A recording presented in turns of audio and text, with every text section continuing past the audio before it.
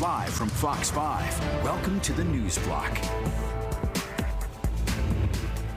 Our top story on the news block, a Fox 5 weather alert, a day of relentless rain soaking the tri-state, causing flooded streets and downed trees. How much longer it could last. Good afternoon, I'm Lisa Evers. Thanks for joining us for the news block. People across the area feeling the effects of that pounding rain. Let's start in Brooklyn. Cars made their way through flooded streets, several inches of rain putting the roads underwater. This video is in the area of Farragut Road in East Flatbush.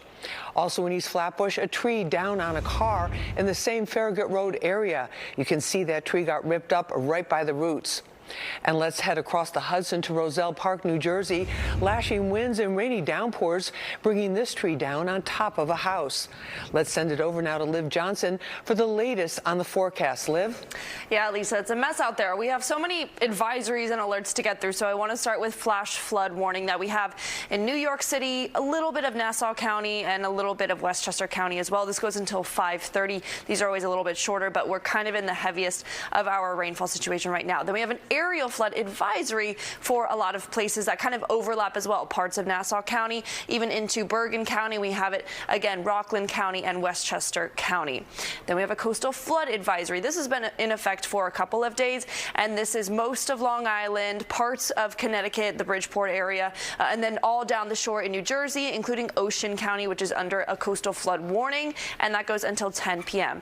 Then this is our final advisory if we didn't have enough. We have a wind advisory, but notice it's not just through today, it's also through tomorrow. We have really gusty winds out there, and again, that's going to persist through Halloween as well. When we look at those current wind speeds, mostly about 10 to 20 miles per hour, but it is stronger for places like East Hampton, 24 miles per hour, Bridgeport, 25 miles per hour, gusting closer to 30 or 35 depending on where you are. We've been going in and out of these wind gusts, but even pushing 40 miles per hour earlier today, and that's going to be the same for the rest of this evening. And then again, like I said, tomorrow, the good thing is for your Halloween, you don't have to worry about heavy rain like we're dealing with right now, but you do have to deal with these breezy conditions through the evening, even into Saturday. So for the rest of your afternoon, we do start to see things improve just a little bit. Rain becomes a bit more scattered, a little bit lighter, but further out on Long Island and parts of Connecticut, you can see it kind of picks up as we get into dinner time. And then all of us could still see some rain even late tonight. This is at 11 o'clock. We're still seeing some rain out on Long Island. New York City's not in the clear, parts of Connecticut, and then up into the Hudson Valley as well. So again, we're not in the clear yet, but things will dry up by the time we get to tomorrow, so your Halloween isn't going to be wet like today. Lisa? Well, that's good news. Thanks, Liv. Governor Kathy Hochul is declaring a state of emergency as funding cuts threaten food assistance to millions of New Yorkers. They could lose SNAP benefits as of Saturday if the government shutdown continues. Fox 5's Haley Fixler joins us live now with more on this story. Haley?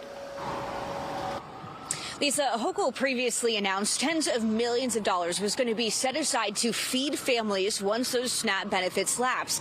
But today, because she issued that state of emergency, more money was added. So that means a total of $106 million is now going to fund 56 million meals. So here is what we know about everything. That money is going to be divided to go to food distribution centers and food banks. Hochul also says they're going to be looking at ways to use schools as a hub for food services. She says this is the first time that the state is now committing to cover breakfast and lunch for public school children, and they're now also working to figure out how to send extra food home with students. Hochul says that federal officials told her she can't do that and that the state will not be reimbursed for the money they're using for this, but she feels it's an ethical and moral issue. 800,000 seniors, nearly a million kids, and this will be historic because this is the first government shutdown in our history where they did not make an accommodation for food. Every other one, they said, you know, we can make our political points, we can do this, we can do that, you know, air traffic controllers, some flights are delayed. Okay, that's all painful and bad. But never before have they literally said, we're going to stop feeding Americans.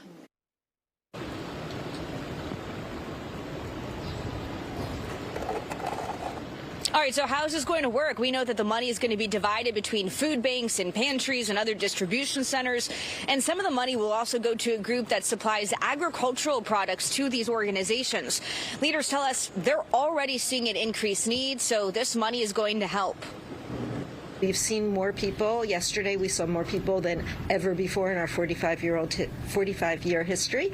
585 families, which is for us a large number for a day. So we will need funding. We will need help to be able to purchase food.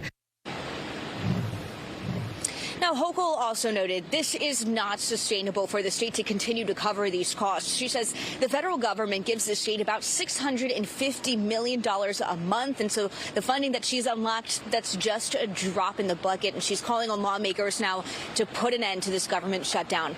Live in East Harlem, Lisa, back to you. All right. Thanks a lot, Haley.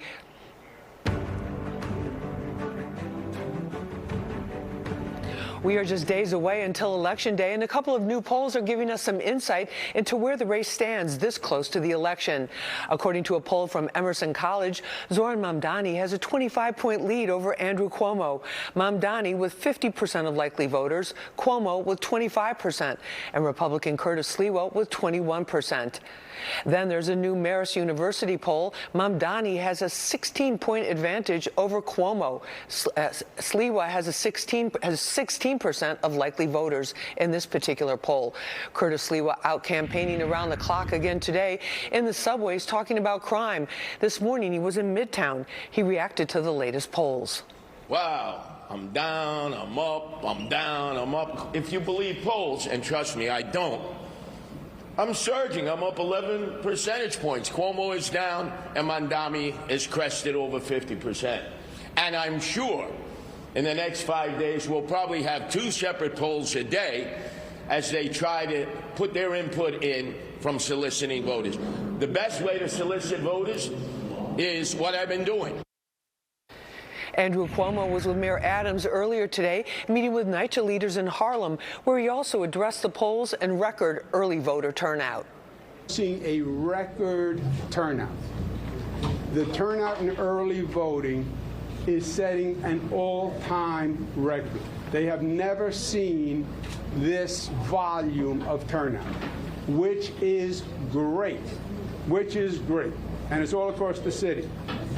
And I think the polls have no idea what they're talking about because they have never seen this kind of turnout before. And Zohran Mamdani campaigning at a senior center in Brooklyn today, where he attended a paint and pour with the residents. He also addressed the polls. Every day we wake up, we look at the polls. I was speaking to my mother this morning, and she was asking me, what do I make of all these polls? And I was telling her, the best thing to do right now is canvass. Is get out there and actually make the case to New Yorkers. Because polls give us a snapshot in time. It's great when there's a good one. It's, you know, we look past it when there's a bad one. But really, all they are a prediction. According to the New York City Board of Elections, more than 372,000 voters voted early. For the latest on the New York City mayor's race, tune into Battleground NYC, the fight for your vote, hosted by SE Cup. It streams every weeknight at 7 p.m. You can also watch it right here on Fox 5 weeknights at 11 p.m.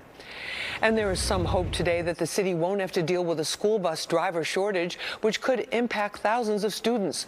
More than half of the city's school bus companies have agreed to hold off on layoffs. A 5-year contract extension has been agreed on by vendors and the city, but the panel for education policy still has to sign off on it.